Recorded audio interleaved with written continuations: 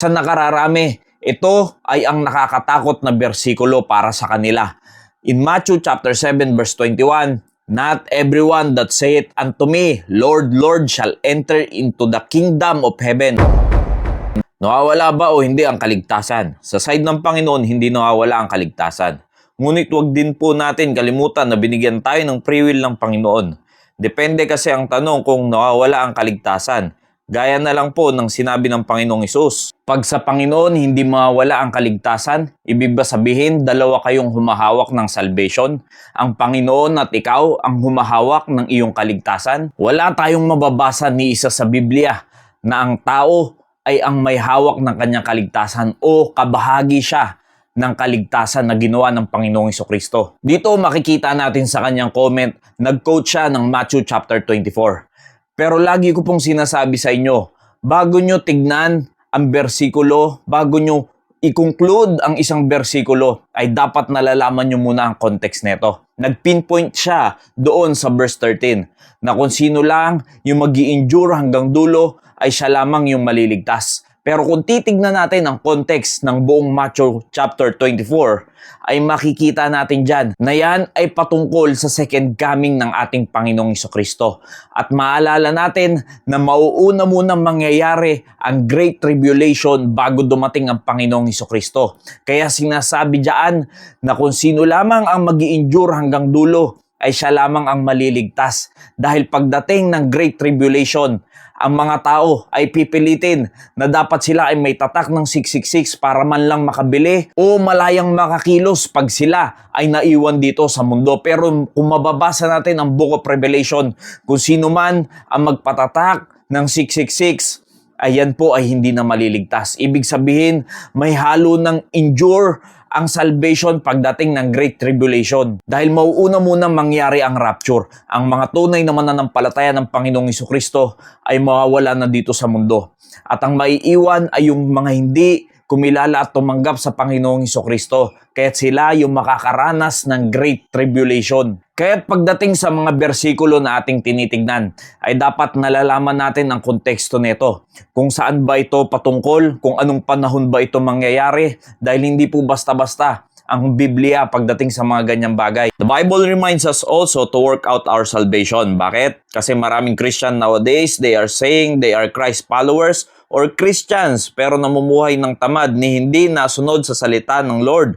Ano sabi ng Panginoon about sa salvation? Dito nag-quote siya ng Matthew chapter 7 verse 21. Pero bago yan, yung sinasabi niyang verse na work out your salvation ay ating munang ipaliwanag. Oo, totoo naman. Marami talagang Christian ngayon na nagsasabi na sila ay mananampalataya ng Panginoong Hesukristo. Pero yan kasi yung mga tao na hanggang sa nguso lang, wala sa kanilang puso ang totoong pananampalataya. Yan yung sinasabi ni Apostol Paul sa 1 Corinthians chapter 15 verse 2 na sila ay naniwala nanampalataya sa walang kabuluhan dahil hindi totoo ang kanilang pananampalataya. Ibig sabihin, hindi pa talaga sila ligtas. Wherefore, my beloved, as ye have always obeyed, not as in my presence only, but now much more in my absence, work out your own salvation with fear and trembling.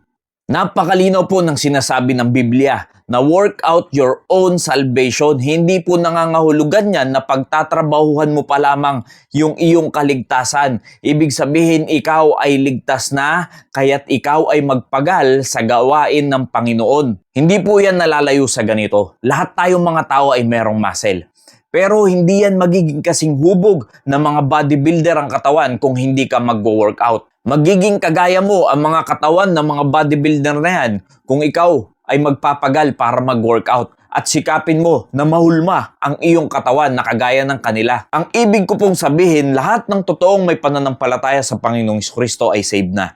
Pero hindi po lahat yan ay pantay-pantay ng maturity pagdating sa gawain ng Panginoon. Kaya't yung ilustrasyon ko na mag-workout, ganun din naman sa mga mananampalataya ng Panginoong Hesukristo. Para ikaw ay lumago, para ikaw ay mag-matured, para ikaw ay lalong humulma sa gawain ng Panginoon, ay kailangan mo mag-workout. Anong ibig sabihin ng workout sa pagiging Kristiyano?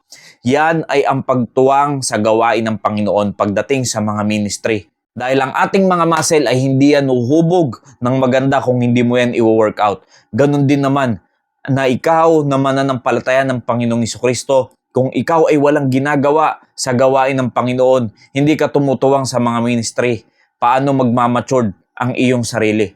Paano ka lalago sa spiritual na aspeto? Dahil kung titignan nyo ang context ng Philippians chapter 2, dyan nyo po mababasa na ang Panginoong Hesukristo ay nagpakababa, nag-anyong tao, naging obedient hanggang sa kamatayan. Kaya ini-explain po dyan na tayo bilang mananampalataya ng Panginoong Hesukristo, dapat i-work out natin yung ating salvation, na dapat nakikita na tayo ay nakakatuwang sa gawain ng Panginoon dahil tayo ay ligtas na. At ito na yung binanggit niyang verse kanina. At sa nakararami, ito ay ang nakakatakot na bersikulo para sa kanila. In Matthew chapter 7 verse 21, "Not everyone that saith unto me, Lord, Lord, shall enter into the kingdom of heaven, but he that doeth the will of my Father which is in heaven." Ito yung sinasabi ng Panginoong Hesukristo na hindi lahat ng tumatawag sa Kanya na Lord, Lord ay makakaranas ng kaligtasan. At kung mababasa nyo pa yan, meron kayong mababasa dyan na kami ay nanghula, kami ay nagpalayas ng mga demonyo, kami ay gumawa ng mga gawang makapangyarihan. Pero sabi ng Panginoon, "And then will I profess unto them, I never knew you. Depart from me, ye that work iniquity." Napakaliwanag po ng sinasabi ng Biblia. Yung sinabi dyan na I never knew you. Ibig sabihin, hindi ka talaga nakikilala ng Panginoong Hesukristo. Pero ang tanong, pwede ka nga bang makilala talaga ng Panginoong Hesukristo? Tignan natin ang sinasabi ng Biblia. "But ye believe not, because ye are not of my sheep, as I said unto you." Napakalinaw po dyan. Pag hindi ka talaga tupa ng Panginoong Hesukristo, ay hindi ka talaga sasampalataya sa Kanya. Bakit? Dahil ikaw ay nabibilang sa mga goats. Kaya nga kung babalikan natin yung sa Matthew chapter 7, sinabi nga doon, gumagawa kami ng mga makapangyarihang gawain.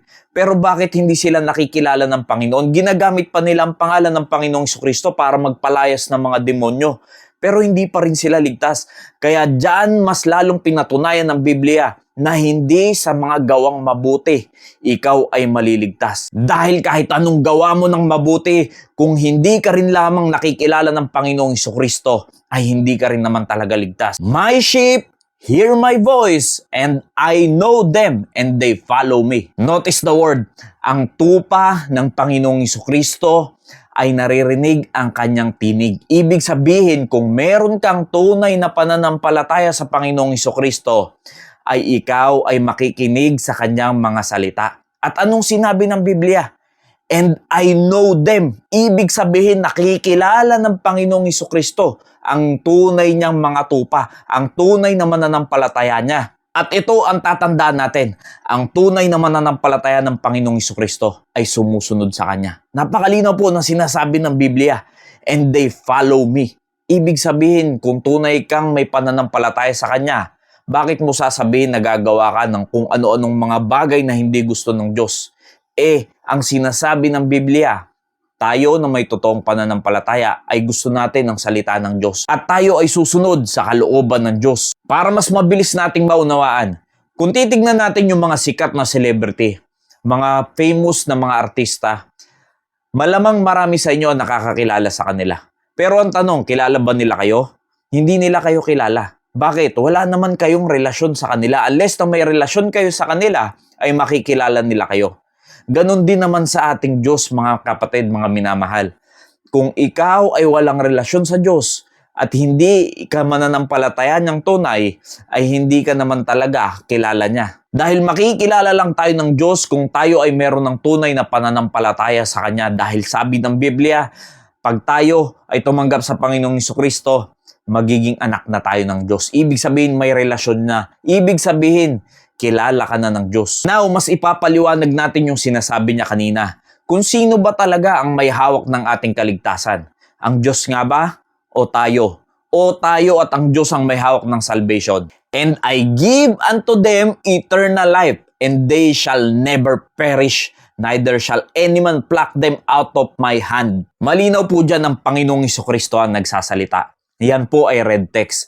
Sinabi niya po dyan ay hindi kayang agawin sa kanyang kamay ang mga tupa niya.